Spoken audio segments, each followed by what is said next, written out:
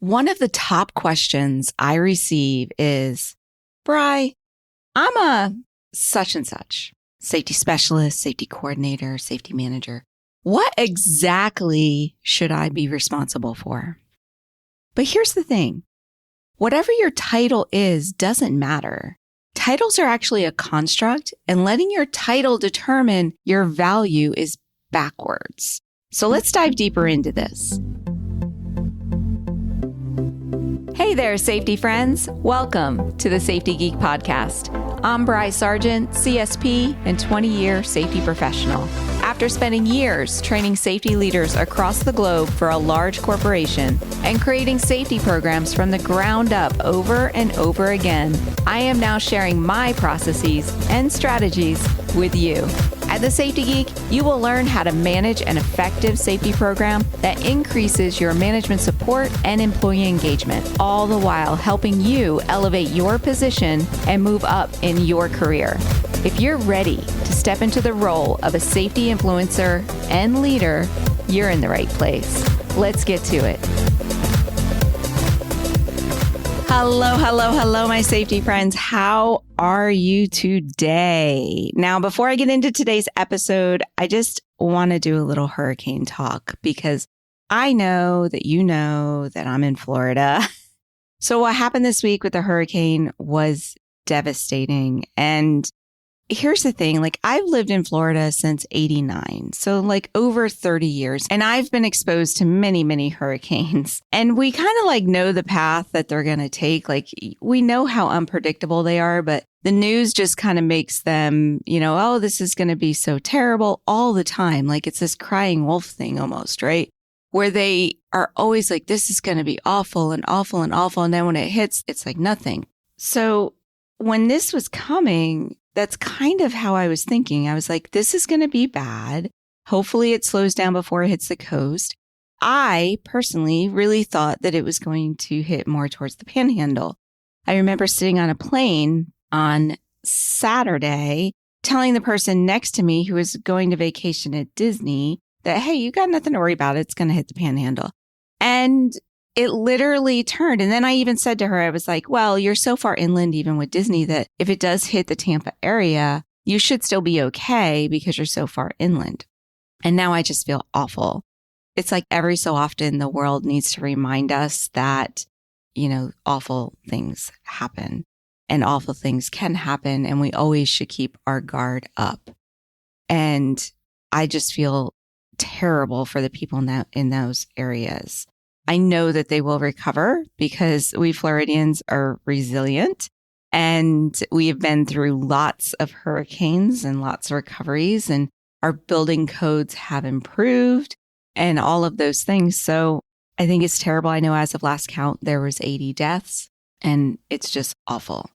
Now, how am I doing? Well, I live, just like I told the lady on the plane, so far inland that hurricanes do not really bother me. I get some trees down and I may lose power. In this case, it missed me completely. My only effect was I lost internet for a couple of days, but I have a backup internet, so that wasn't a problem.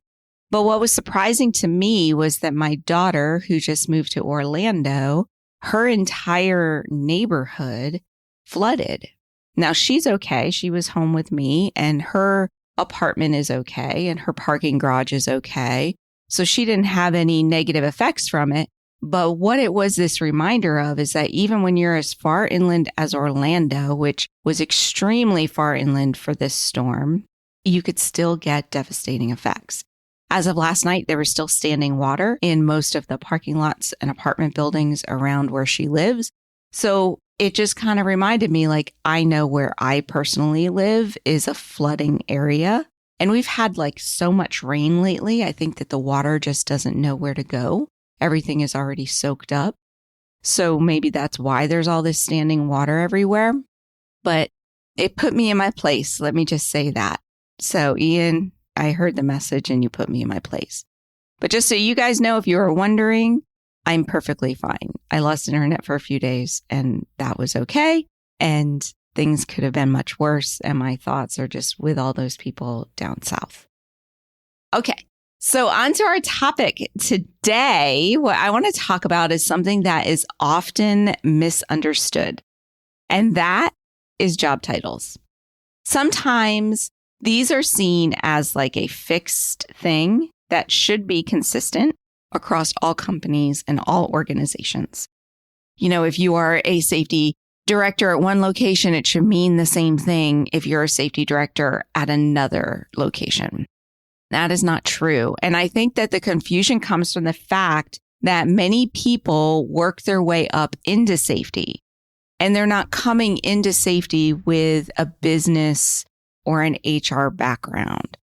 So if you actually went to college for business, or if you've ever worked in HR, or maybe if you went to college for safety, I'm not really sure if they really teach this in safety degrees. In fact, I'm almost sure that they don't. It's more business degrees.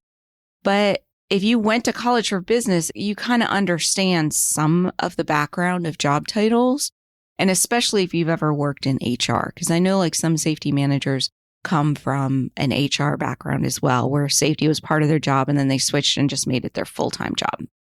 So let me tell you a truth that you need to understand. And that is job titles don't matter. What matters is the value that you provide the company.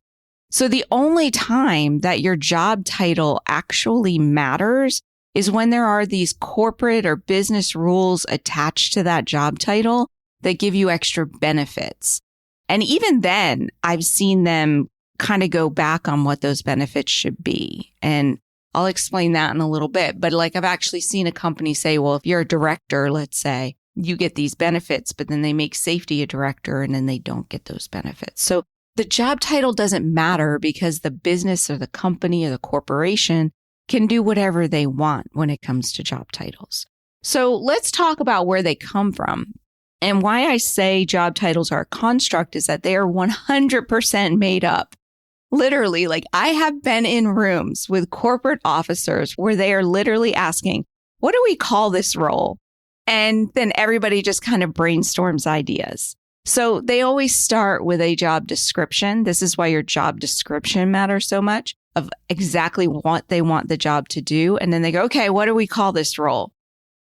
So let me ask you, if job titles are made up, then that has to mean they don't matter, right? I mean, I remember working for a place where the job title they gave me was risk manager. And then the job I did was environmental health and safety. Actually, environmental health, safety, and transportation, plus some security, right? So when I hear the term risk manager, I generally think finance or healthcare, but this was the title that they gave me. So what I want you to realize is that the title itself doesn't matter. It's the job description that matters, and the responsibilities that they give you that matters. So why are there so many different job descriptions other than the fact that they are made up? And it's because every business calls things differently.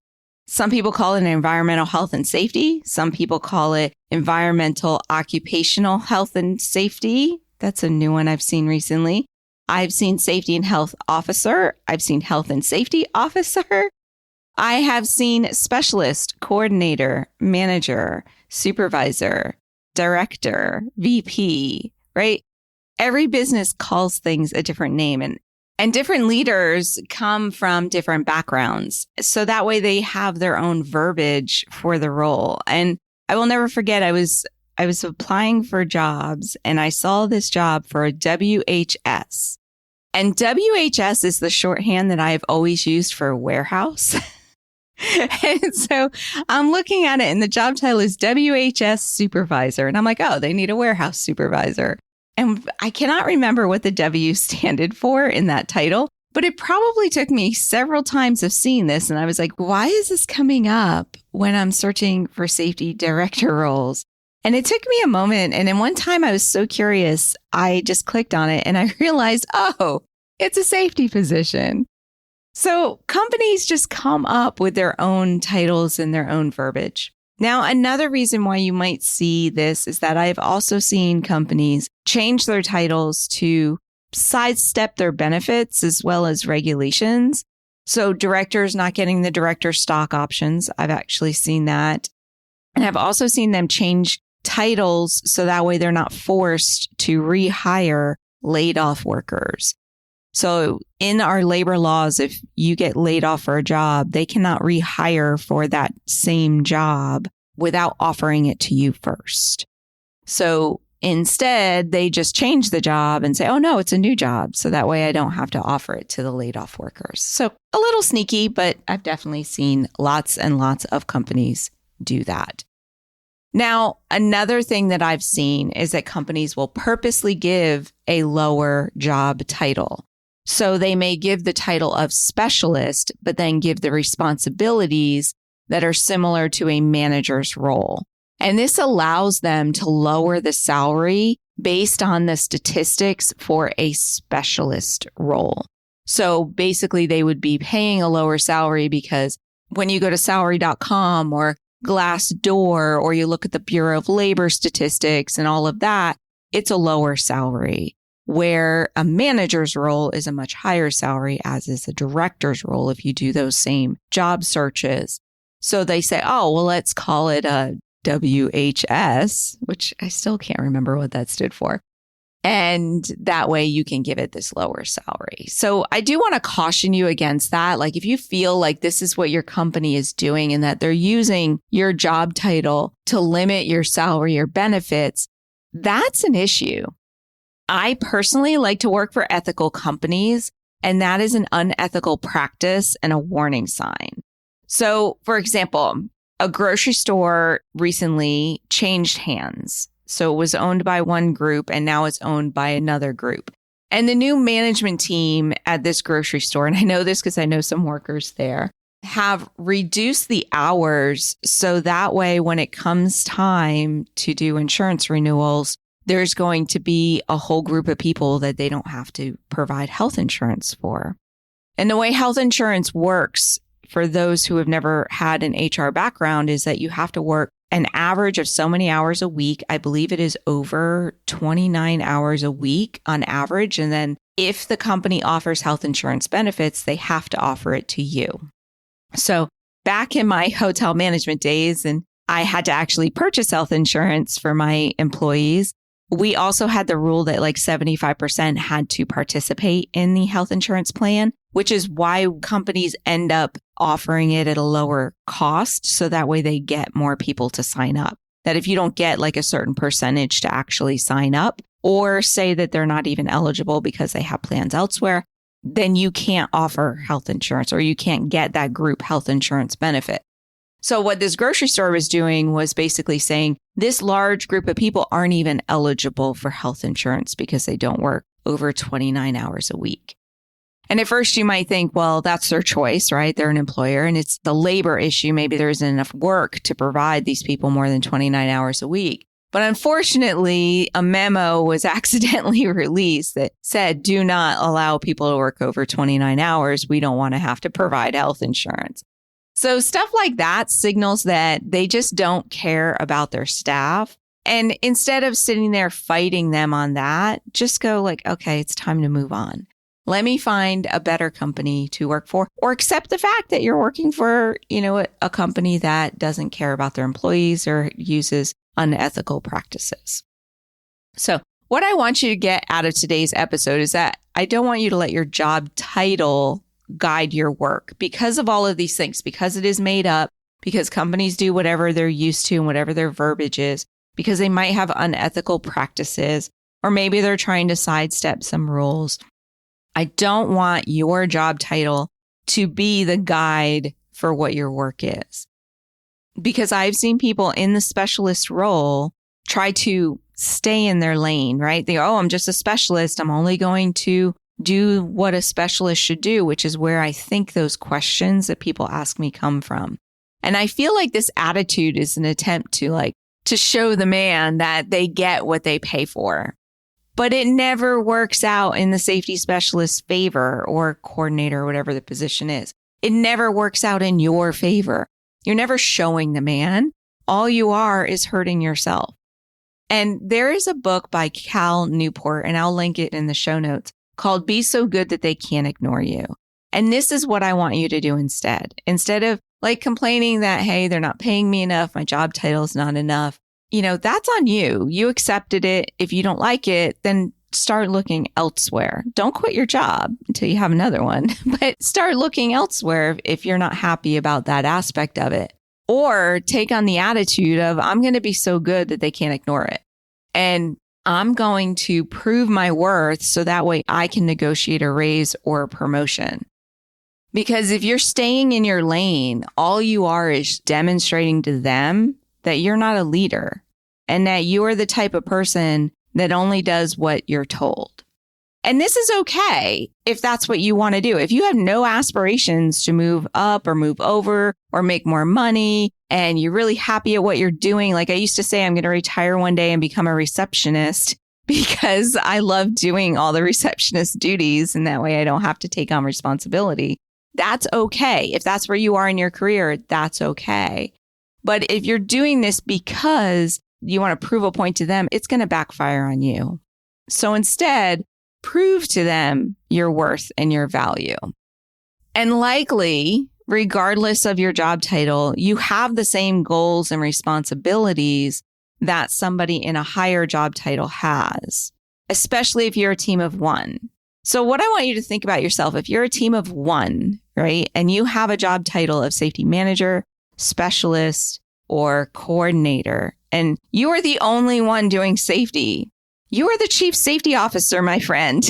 Act like it. You take on the responsibilities of it.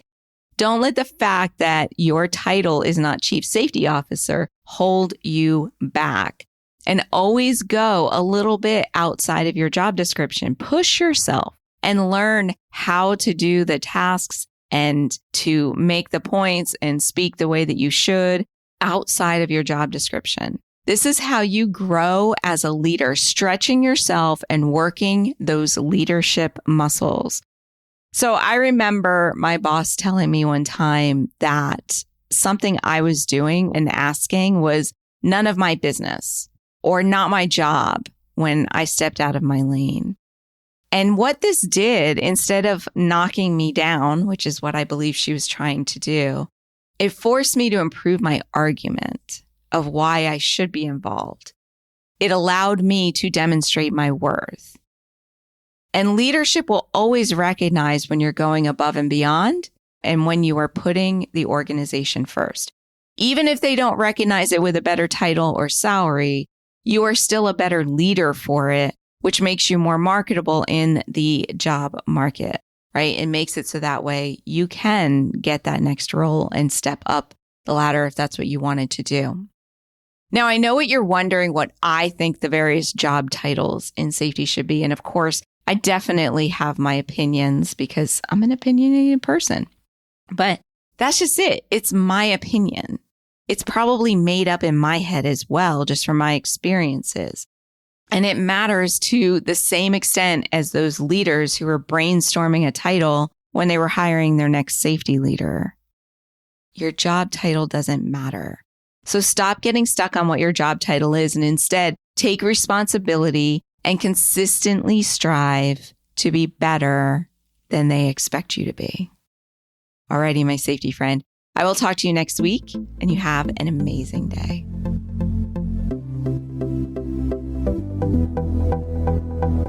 Hey, if you're just getting started in safety or you've been at this for a while and are hitting a roadblock, then I want to invite you to check out Safety Management Academy. This is my in-depth online course that not only teaches you the processes and strategies of an effective safety management program, but how to entwine management support and employee participation throughout your processes. Are you ready to finally understand exactly what you should be doing and ditch that safety police hat forever? Then you have got to join me and your fellow safety scholars over at Safety Management Academy. Just go to thesafetygeek.com/SMA to learn more and to get started. That's thesafetygeek.com/SMA. And I will see you in our next students only live session. Bye for now.